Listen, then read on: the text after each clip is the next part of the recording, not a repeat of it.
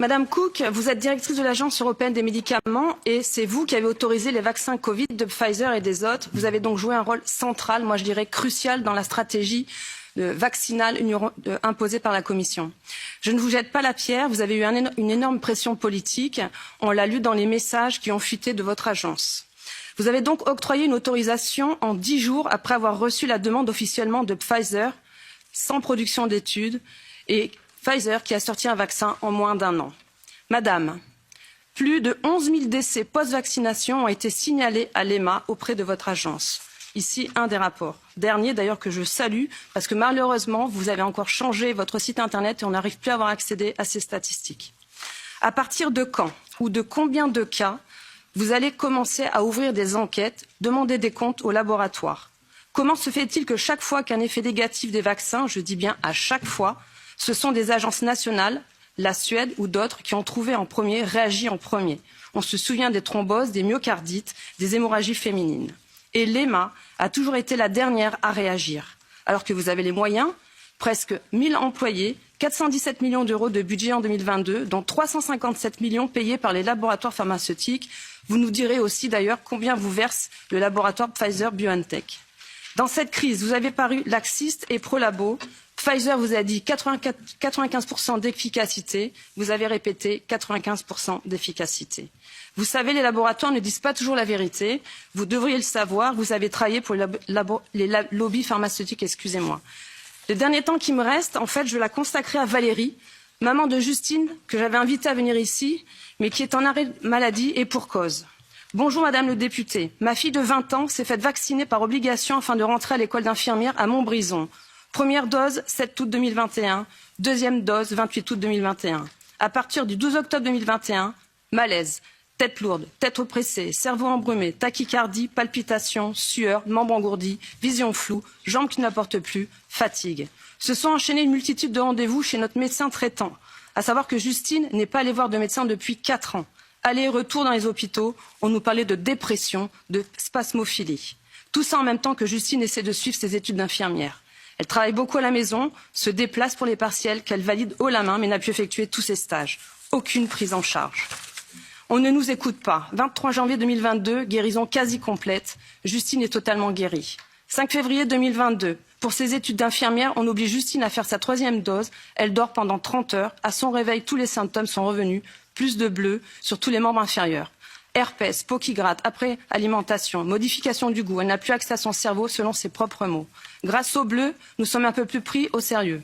On nous dit effet indésirable dû au vaccin, mais personne ne l'écrit. 6 avril 2022, rendez-vous au service des infectieux à l'hôpital Nord de Saint-Étienne. Le professeur nous dit Covid long. Pour confirmer ses propos, il fait faire une prise de sang, sérologie négative. Justine n'a jamais eu le Covid. À demi-mot, il reconnaît que c'est le vaccin, mais ne l'écrit pas. Il nous envoie au centre de rééducation par le sport pour les Covid longs. Nous rencontrons un professeur qui va passer à ma fille. Je sais que vous allez vous couper, mais madame, non, je ne vais pas te couper. Est en train de nous regarder et c'est important parce que ces témoignages, on reçoit. Parler un peu plus lentement pour la traduction, s'il vous plaît. Et oui, on a plus de 3 minutes, donc il est nécessaire. Je vous remercie, madame la présidente. Nous savions pertinemment que ce n'était pas dû au stress. Nous partons sans prise en charge. Le professeur me demande de m'occuper de la rééducation de ma fille. Durant le test à l'effort, le cœur de Justine monte à 194 battements par minute et reste à 122 battements par minute pendant plus de 30 heures. En effet, à son réveil, elle se lève à 122. J'appelle le professeur, inquiète, il me dit qu'elle a dû faire un rêve agité. Nous recevons son compte-rendu sur lequel il écrit « Effet indésirable suite à vaccin contre l'hépatite B ». Malgré mes appels téléphoniques, sa secrétaire m'informe qu'il refuse de modifier. Ne sentant pas capable de gérer la rééducation de ma fille, je lui ai demandé si nous pouvions faire appel à un kiné. Nous allons chez un kiné qui très rapidement décèle un problème cardiaque chez Justine. Elle appelle elle-même notre médecin traitant afin que Justine consulte un cardiologue. Fin juillet, Justine voit un cardiologue qui observe des dysfonctionnements sans pouvoir les expliquer. Aucune prise en charge. 20 octobre 2022, rendez-vous avec le docteur Cozon qui, après de multiples examens et prises de sang, nous informe que le vaccin a déclenché une encéphalopathie myalgique avec fibromyalgie incomplète. Il préconise de changer aussi son alimentation. Au 2e jour de son stage, Justine est rentrée épuisée, courbaturée et le corps entièrement raide. C'est un énième effet indésirable de la vaccination. En effet, de nombreuses femmes en Covid long ont ces effets lors de ces règles.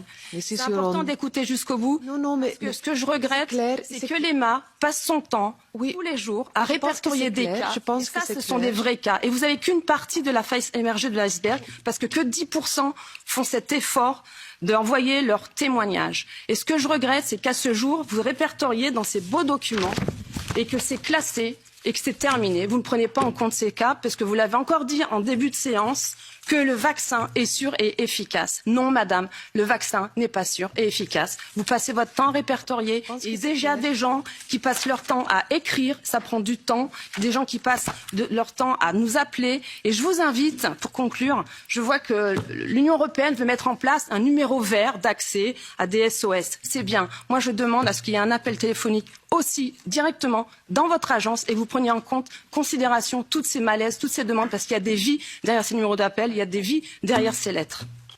Sorry to learn about the 15-year-old girl who's suffering all these problems, but it's very difficult for me to comment on an individual patient experience.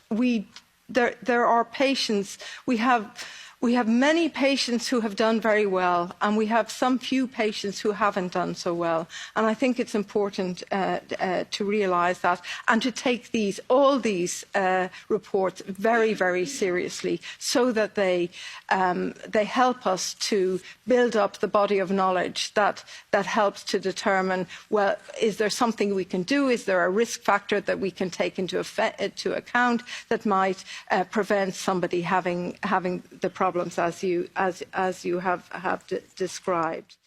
Et maintenant, pour en venir à la question sur le financement, je crois qu'il est essentiel que nous disposions d'un système indépendant pour la réglementation des médicaments. Et il est vrai que notre système actuel s'appuie sur des fonds qui sont collectés de la part de l'industrie, mais nous avons une politique très forte en matière de conflit d'intérêts. Nous tenons extrêmement fort à la communication. Nous avons un système d'examen par les pairs qui rend très difficile pour toute personne le fait d'influencer l'issue d'un processus ou d'une demande quelconque